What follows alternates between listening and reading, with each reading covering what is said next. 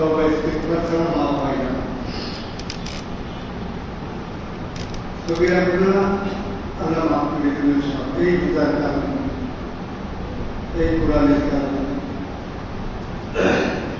আমরা কবিরা এবং কবিরা তো নিশ্চয়ই বুঝি।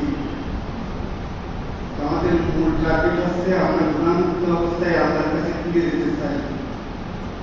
আমাদের আদি পিতা হযরত আদম আলাইহিস সালাম ও বিবি হাওয়া, মা হাওয়া ছিলেন জান্নাতে, না জান্নাতে ছিলেন। কোনো একটা বিষয় ভুলে যাওয়ার কারণে আল্লাহ রাব্বুল আলামিন তাদেরকে দুনিয়ার বুকে নামিয়ে দিলেন, দুনিয়ার বুকে নামিয়ে দিলেন। তখন ওই জান্নাত ছেড়ে দুনিয়ায় নেমে আসাটা কষ্টের ব্যাপার, কষ্টের ব্যাপার না? আপনার বাড়ির থেকে যদি গাড়ি ধাক্কা দিয়ে কেউ নামিয়ে দেয় কেমন লাগে? তখন কেমন লাগে? আপনি যে বাড়িতে আছেন সেখান থেকে যদি আপনাকে কেউ নামিয়ে দেয় তো কেমন লাগে? কষ্ট। এটাও খুব কষ্ট ছিল। জান্নাতের দিক বারবার তাকাচ্ছেন এবং আল্লাহর হুকুম পালনার্থে তারা নামছেন পৃথিবীর দিকে। আল্লাহ রাব্বুল আলামিন তখন আদম এবং হাওয়ার এই অবস্থা দেখে উনি বললেন সূরাতুল বাকারা, বা ইম্মা ইয়াতিয়ান্নাকুম মিন্নি হুদা ফামান তাবিআ হুদায়া ফালা খাউফুন আলাইহিম ওয়ালা হুম ইয়াহজানুন। যে তোমরা নেমে যাও, যে অপরাধ করেছো, অপরাধের কারণে তোমাদের এখানে থাকার আর কোনো যোগ্যতা হারিয়ে ফেলেছো, কাজেই তোমরা নেমে যাও। তবে শুনে রাখো, বা ইম্মা ইয়াতিয়ান্নাকুম মিন্নি হুদা, আমার পক্ষ থেকে যুগে যুগে আমি ঐশী বাণী বা কিতাব প্রেরণ করতে থাকবো। হুদা মানে হেদায়েত, রাস্তা। এখানে ফিরে আসার রাস্তা আমি দেখাতে থাকবো। দেখিয়েছেন আল্লাহ আদম আলাইহিস সালামের উপরেও সহিফা নাযিল করেছেন। প্রত্যেক নবী এবং রাসূল 104খানা কিতাব নাযিল হয়েছে, না? তার মধ্যে প্রধান 4খানা কি? তাওরাত, জবুর, ইনজিল, কুরআন। আর ইম্মা ইয়াতিয়ান্নাকুম মিন্নি হুদান ফামান তাবিআ হুদায়া ফালা খাউফুন আলাইহিম ওয়ালা হুম ইয়াহজানুন। এই যে আমি হেদায়েত নামা পাঠাতে থাকবো, যারা পৃথিবীর বুকে আমার প্রেরিত এই হেদায়েত নামা অনুসরণ করে এটাকে আঁকড়ে ধরে এই সোজা পথ ধরে এখানে আসতে পারবে, তাদের আর কোনো ভয় নাই, তাদের কোনো পেরেশানি নাই, তারা এই জান্নাতে আসতে পারবে। সে হেদায়েত নামাটা কি? আমাদের জন্য আল কোরআন, নাকি? তাই আল্লাহ রাব্বুল আলামিন বললেন, শাহরু রমাদান আল্লাযী উনজিলা ফীহিল কুরআন হুদাল লিন্নাস। এই যে আবার এখানে হুদা, না? আমরা নামাজে সূরা ফাতিহার সময় বলছি ইহদিনাস সিরাতাল মুস্তাকিম, এখানেও সেই হুদা। কাজেই বিষয় একটাই যে আল্লাহ রাব্বুল আলামিন বলছেন, এইখানে খুব ভালো করে বুঝতে হবে কথাটা, বিশেষ করে উলামায়ে দ্বীন যারা, তারা একটু বোঝার চেষ্টা করুন। মানে আল্লাহ বলছেন শাহরু রমাদান, শাহরু মানে মাস, রমজান মানে রমজান, রমজান মাস। শাহরু রমাদান আল্লাযী, আল্লাযী মানে যাতে বা যার মধ্যে, উনজিলা নাজিল করা হয়েছে, নাজালা ইয়ানজিলু, এই নাজালা ইয়ানজিলু, নাসারা না না না, জারাবা ইয়াজরিবু, জারাবা ইয়াজরিবু, ইজরিব লা তাজরিব, ইজরিব। তাহলে এখানে নাজালা ইয়ানজিলু, খুব খেয়াল করতে হবে কথাটা। নাজালা মানে সে অবতরণ করেছে, নাজালা মানে সে অবতরণ করেছে, সে নিজে অবতরণ করেছে।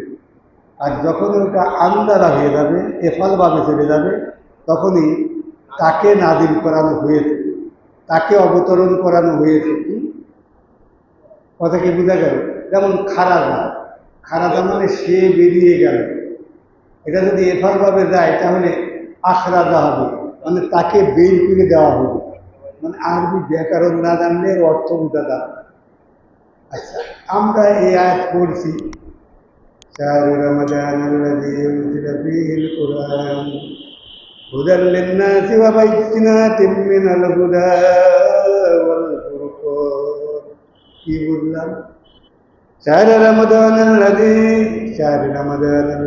উনজিলা ফীহিল কুরআন।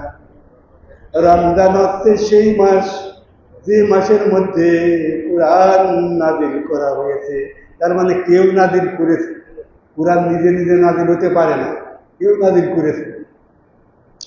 কুরআন অবতরণ, কুরআন অবতরণ করানো হয়েছে। হ্যাঁ, ওই ছাদের উপর থেকে একটা দড়ি ফেলে দেওয়া হইল নাকি, আর ওই দড়ি বেয়ে এখন উপর থেকে একজন সুর করে নিচে নামিয়ে আইল।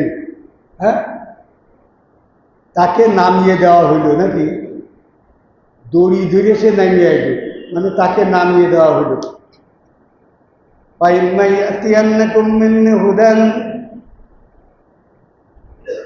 যুগে যুগে আমি কিতাব প্রেরণ করতে থাকবো, আর এই কিতাব অনুসরণ করে যারা হাসর পাথর করে উপরে উঠতে থাকবে, আমি আল্লাহ ঘোষণা করে দিচ্ছি তাদের কোনো ভয় নাই, তাদের কোনো চিন্তা নাই, তারা আবার এই জান্নাতে ফিরে আসতে পারবে। নেমে আসাটা খুব সহজ, কিন্তু ওই দড়ি বাইয়ে যদি আপনি উঠা শুরু করেন, আপনার দান পানি পানি হয়ে যাবে। এই দুনিয়া এমন একটা জায়গা, পাপ এবং পঙ্কিলতার মধ্যেই দুনিয়া ডুবে আছে। এইখানে হাবলুল্লাহ অর্থাৎ আল্লাহর রব্বুল কোরআন, হাবলুল্লাহ জাহিদুল্লাহর কামরাজাল্লাহ তাআলা দিয়ে রয়েছে। আল্লাহ রব্বুল আলামিন বললেন, ওয়াতাসিমু বিহাবলিল্লাহি জামিআ, তোমরা সবাই একতাবদ্ধভাবে আল্লাহর রব্বুকে মানে আল্লাহর নামানো দড়িকে তোমরা আঁকড়ে ধরো। হাবলুন মানে দড়ি, আল্লাহ মানে আল্লাহ, আল্লাহর দড়ি, আল্লাহর পাঠানো দড়ি, আল্লাহর পাঠানো দড়িটাই হচ্ছে আল কোরআন। তোমরা যদি উপরে উঠতে থাকো, এই দড়ি বাইয়ে বাইয়ে যদি উপরে উঠতে পারো, কষ্ট স্বীকার করো, তাহলে ওই নিয়ামতে ভরা জান্নাতে তোমরা আবার যেতে পারবা। কথা কি ক্লিয়ার? অথচ শাহরু রমাদান আল্লাযী আমরা পড়ছি মুখ দিয়ে ফেনা তুলে ফেললাম, কিন্তু বুঝলাম না। আমরা কোরআন তেলাওয়াতই করছি শুধু, আলিফ লাম মিম যালিকাল কিতাব, কিন্তু ওটা ধরিয়ে দিয়ে উঠতে বলেছেন আল্লাহ, সে ওটার ব্যাপারে কোনো চেষ্টা তদবির আমাদের নেই। ঠিক না বেটি? কোরআন তেলাওয়াত করলেই হরফে হরফে 10টা নেকি, আমরা এই নেকি গুনছি, কিন্তু কোরআন বাস্তবায়ন ব্যক্তি জীবন, পারিবারিক জীবন, সমাজ জীবন এবং রাষ্ট্রিক জীবনে বাস্তবায়নের চেষ্টা যদি হাতল পাতল করে না করা হয়, ওই তেলাওয়াত দিয়ে কোনো লাভ হবে না। এটা কিন্তু মনে রাখেন আপনারা। ওয়াতাসিমু বিহাবলিল্লাহি জামিআ, ওগো সূরাতুল আলে ইমরান 103 নম্বর আয়াত একটু খোলেন। তোমরা এই আল্লাহর দেওয়া রজ্জু, তার মানে আল্লাহর দড়ি, এই কোরআন। আচ্ছা, কুয়োর মধ্যে একটা মানুষ পুড়িয়ে গিয়েছে, নামিয়ে দেওয়া হলো। কুয়োর মধ্যে একটা মানুষকে দড়ি ধরে নামিয়ে দেওয়া হলো, এরপরে ওই দড়ি ধরে আবার সে উপরে উঠবে। নামিয়ে দেওয়া খুব সোজা না, তোমার দড়ি ধরে আমিও পারবো নামিয়ে দেওয়াতে, কিন্তু এইবার ওঠো, উঠে আসো, ইয়ার কি মারা, তুমি কোরআন পড়তে ইয়ার কি মারতে না? এই কোরআনের সিঁড়ি বেয়ে তোমাকে উঠতে হবে, যেতে হবে কোথায়? ওই জান্নাত পর্যন্ত। 30 পরে কোরআনুল কারীম আল্লাহ রাব্বুল আলামিন জিবরিল আলাইহিস সালাতু ওয়াস সালামের মাধ্যমে নাযিল করে দিয়েছেন, ইয়ার কি মারার জন্য না, শুধু তেলাওয়াত করার জন্য না। আল্লাযীনা আতাইনাহুমুল কিতাবা ইয়াতলুনাহু হাক্কা তিলাওয়াতিহি উলাইকা ইউমিনুনা বিহি, আমি যাদেরকে কিতাব দিয়েছি, সূরা বাকারা 121 নম্বর আয়াত, আমি যাদেরকে কিতাব দিয়েছি এই কিতাবের হক আদায় করে যারা তেলাওয়াত করে, তারাই এই কোরআনের প্রতি বিশ্বাস রাখে, এছাড়া আমি আর কারো ইমানকে কবুল করব না। যারা হক আদায় করে কোরআন পড়ে, হক আদায় করা মানে কি? কোরআনের তাজবিদ সহকারে, মাখরাজ সহকারে সহি শুদ্ধভাবে তেলাওয়াত করা 1 নম্বর। 2 নম্বরটা তেলাওয়াত করলো, তা বুঝলো। 3 নম্বরে যা বুঝলো সেই অনুযায়ী হাতল পাথর করে উপরে উঠার চেষ্টা করতে লাগলো। এই 3টে কাজ যারা করে, এই কোরআনের প্রতি তাদের ঈমান আছে, এছাড়া আর কারো কোনো ঈমান নেই। কোরআনও পড়ছি, সুদও খাচ্ছি, কোরআনও পড়ছি, ঘুষও খাচ্ছি, কোরআনও পড়ছি, মিথ্যা কথাও বলছি, গীবতও করছি, গালিগালাজও করছি। আমার বাগানরা কিয়ামতের ময়দানে মহা মুসিবতের দিনে এই কোরআন পড়ে জান্নাত পাওয়া তো দূরের কথা, এই কোরআন আমার আপনার বিরুদ্ধে সাক্ষী হিসাবে দাঁড়িয়ে যাবে। কথা কি বোঝা যাচ্ছে? অতএব সাবধান। আমার বাগানরা খুব খেয়াল করুন। শাহরু রমাদান আল্লাযী উনজিলা ফীহিল কুরআন। রমজান হচ্ছে সেই মাস যে মাসের মধ্যে কোরআন নামানো হয়েছে। অবতরণ, নাজালা মানে নামানো বা অবতরণ করা। অবতরণ ও এভারেস্টে উঠে দেওয়া কেমন কষ্ট, কিন্তু নামার সময় দেখেছেন আপনারা? ওই যে এভারেস্টে ওই যে পাহাড়, নামার সময় কেমন সুন্দর কুড়োল মারে, উঠে যায়, দড়ি ধরে টুকটুক করে নেমে আসে, কিন্তু ওঠার সময় চূড়ায় উঠতে হবে।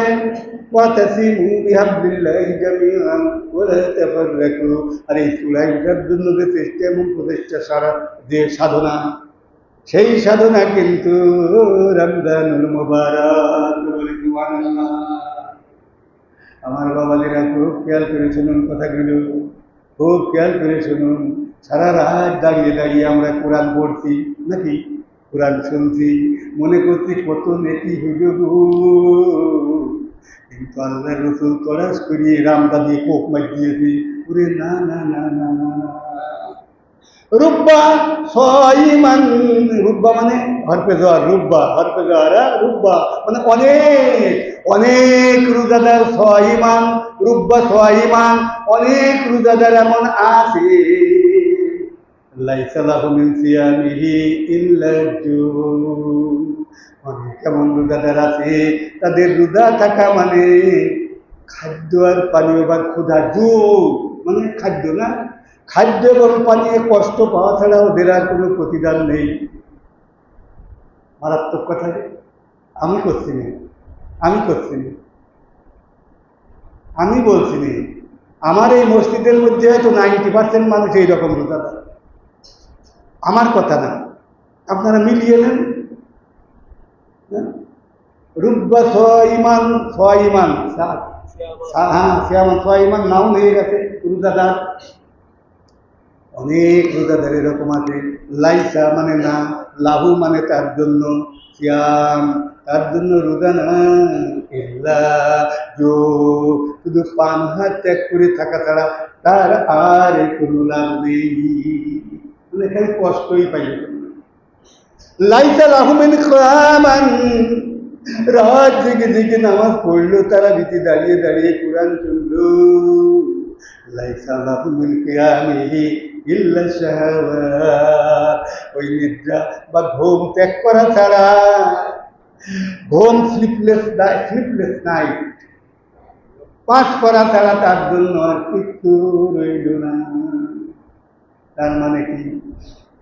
সারাদিন রোজা রয়েছে কিন্তু মুখটা কন্ট্রোল করতে পারিনি, চোখটা কন্ট্রোল করতে পারিনি, কাজকর্মকে কন্ট্রোল করতে পারিনি, ব্যবসা বাণিজ্যের ক্ষেত্রে লেনদেনে সঠিক হতে পারে নাই, সুদ খেয়েছে, ঘুষ খেয়েছেন, মানুষের মনে কষ্ট দিয়েছে, ওর রোজা নেই। আমি বললাম না, খোলেন বুখারী শরীফ, এইরকম মানুষই 90% না। আমি তো দেখি ওই মরে গেলেই বেঁচে যায় সব, এইরকম পাষণ লোকের মরে গেলেই বেঁচে যায়। অথচ ওরা মনে করছে, গল্প করে, রোজা ছিলাম গো, সারাদিন রোজা ছিলাম, এক কাপ চা দেওয়া দিন একটু, আর লাগিয়ে গেল ওই জায়গায় বেশি। কত গল্প যে ওদের মনে আছে, খালি গীবত, পরনিন্দা, পরচর্চা, না শেষ। আল্লাহ রাব্বুল আলামিন সূরা নাহলের ৯২ নম্বর আয়াতে তার ঘোষণা করে দিলেন, ولا تكونوا كالتي نكثت غزلها من بعد قوة أنكثا। আল্লাহ রাব্বুল আলামিন বলেন, ও দুনিয়ার মানুষ, তোমরা এই পাগলিনী বুড়ির মতো হইও না। সারাদিন বা সারা রাতে কষ্ট করে করে দড়ি পাকাইলো, সুতো পাকাইলো, দিন শেষে বা রাত শেষে পাক উদরিয়ে সব নষ্ট করে দিল। সারাদিন রোজা রাখলে, সারা রাত তারাবি পড়লে, নফল বন্দিগি কত করলে, কিন্তু মুখের দোষে, হাতের দোষে, চোখের দোষে, পার দোষে, কানের দোষে। কানের দোষে মানে কি? তুমি মোবাইলে একেবারে কানের মধ্যে পিন দিয়ে নিয়ে গান শুনতো, হ্যাঁ, সারাদিন গান শুনতো, রোজায় দিয়েছো, কাজ তো নেই, শুয়ে গান শুনতো, শেষ পাক উদরিয়ে গিয়েছে, সব পাক উদরিয়ে গিয়েছে। আল্লাহ রাব্বুল আলামিন তাই সূরা নাহলের 22 নম্বর আয়াতে স্পষ্ট ঘোষণা করে দিয়েছেন, ওয়ালা তাকুনু ওয়ালা না তাকুনু, তোমরা হইও না কাল্লাতি, ওই বুড়ির মতো, মুয়ান্নাস, ওই বুড়ির মতো, ওই পাগলিনী বুড়ির মতো হইও না। দে বুড়ি আনকাজা, ওরে বাপরে বাপরে, সুতো কাটলো খুব কষ্ট করে, পরিশ্রম করে। সুতো কাটা কিন্তু খুব, আপনি যে এই দেখবেন ওই কাঁচি পাড়ায়, হ্যাঁ, আগে চরকায় সুতো কাটতো, হ্যাঁ, খুব কষ্টের কাজ, খুব কষ্টের কাজ। কষ্ট করে করে সুতো কাটলো, আর দিন শেষে সব পাক উদরিয়ে নষ্ট করে ফেললু। তোমরা ওই পাগলের মতো হইও না, তোমাদের নেকামল গুলো তোমরা নষ্ট করে ফেলো না। নেকামল কবুল হওয়ার শর্ত রয়েছে বাবাজি, খুব খেয়াল করুন, খুব খেয়াল করুন। সংক্ষেপে কথা বলবো, নেকামল কবুল হওয়ার শর্ত রয়েছে আমার সমস্ত অঙ্গ এবং প্রত্যঙ্গকে, internal organ, external organ, internal organ, হ্যাঁ, এক্সটার্নাল অর্গান, এক্সটার্নাল অর্গান যেগুলো দেখা যায়, কান, চোখ, নাক, মুখ, একেবারে কানে, নাকে, মুখি, চোখি, পায়, পাপ দড়িয়েই আছে, পাপ দড়িয়েই আছে, সারাদিন পাপ আর পাপ। আমার মা এবং বোনদের মধ্যে আরো বেশি বগর বগর করার তালেই আছে ওরা, চুপ থাকে না। মান সামাতা মান সাকাতা নাজা, নাজা মান সমাতা নাজা, দুটো এবারেতে আছে। যে চুপ থাকলো সেই মুক্তি পেল। এই যে নাজাত পাবেন আপনি, নাজাতের দশক, শেষ দশক, নাজাত মানে মুক্তি পাওয়া। মুক্তি পাওয়ার একমাত্র পথ, প্রয়োজনীয় কথা ছাড়া মুখ চাইতে রাখ। শামুক দেখেছেন, ঝিনুক,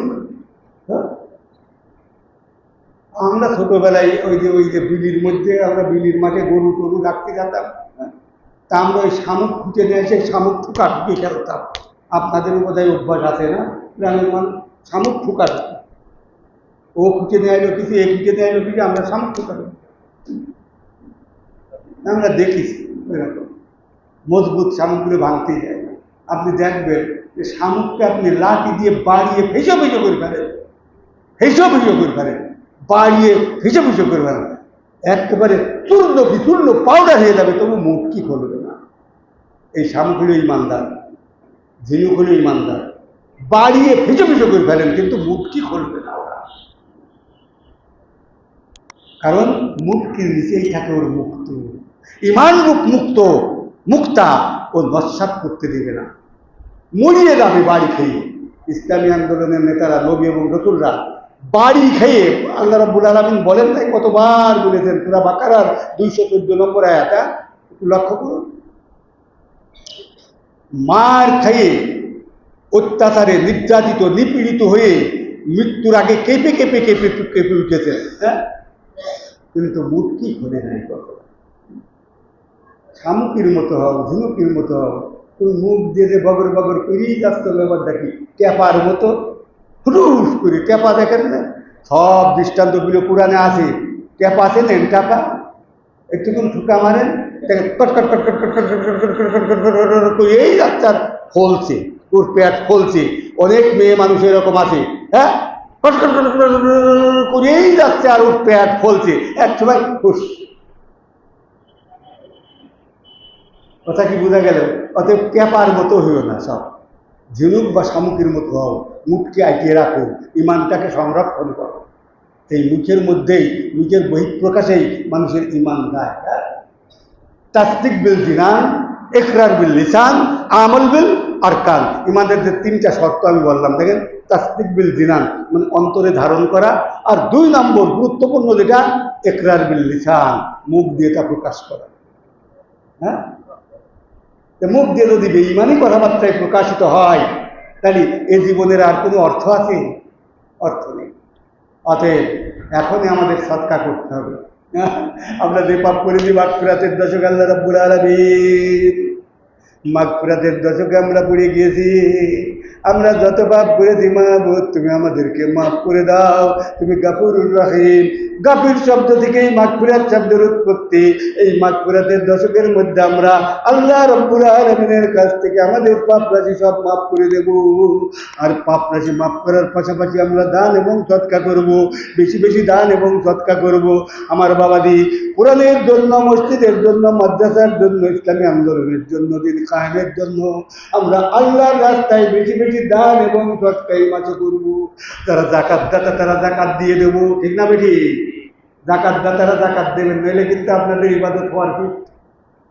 যাকাত দাতা যদি যাকাত না দেয়, মালিকের নিসাবের মালিক হওয়া সত্ত্বেও যদি যাকাত না দেয়, তার নামাজ, রোজা, হজ, যাকাত, ডেলা, কুলুব, তাসবিহ, তাহলিল আল্লাহর দরবারে কোশ্চিন কালেও পৌঁছাবে না। এটা কিন্তু মনে রেখেন, এইটা মনে রেখেন। ওরে ফরজ নামাজও না, নফল তো দূরের কথা। আল্লাহর নবী সাল্লাল্লাহু আলাইহি ওয়াসাল্লাম বলেন, উমিরতুম বিকামাতিস সালাহ ওয়া ইতাইজ যাকাত, তোমাদেরকে হুকুম করা হয়েছে নামাজ এবং যাকাতকে একসঙ্গে।